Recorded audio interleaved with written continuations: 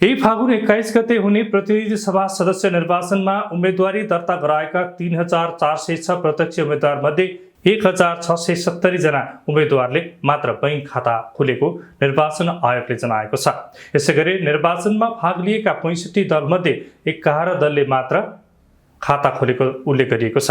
हालसम्म खाता खोल्ने दलमा नेपाली कांग्रेस, राष्ट्रिय जनमोर्चा, नेकपा संयुक्त, नेपाली कम्युनिस्ट पार्टी नेकपा, नेपालका लागि नेपाली पार्टी र जनता समाजवादी पार्टी, जसपा, संयुक्त नागरिक पार्टी, मेतेरी पार्टी, नेपाल जनता संरक्षण पार्टी, नेपाल मजदुर किसान पार्टी र राष्ट्रिय जनमुक्ति पार्टी रहेको आयोगका सहायक प्रवक्ता सीताकुन सुरेशले जानकारी दिनुभएको छ।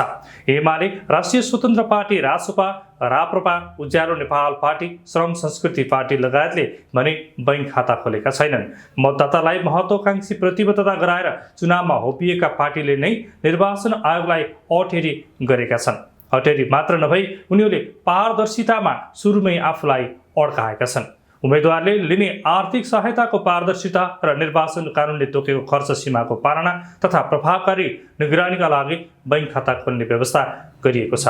प्रतिनिधि सभा सदस्य निर्वाचनमा प्रसार बैंक खाता र सञ्चालन तथा व्यवस्थापन कार्यविधि 2082 अनुसार निर्वाचनमा भाग लिने प्रयोजनका लागि आयोगमा दर्ता भई समानुपातिक र पहिलो हुने निर्वाचित हुने निर्वाचन प्रणालीका लागि उम्मेदवारी दिएका सबै राजनीतिक दल र दलका उम्मेद्वार र स्वतन्त्र उम्मेद्वारले कार्यविधि अनुसार निर्वाचन प्रसारका लागि खाता खोल्ने व्यवस्था गरिएको छ।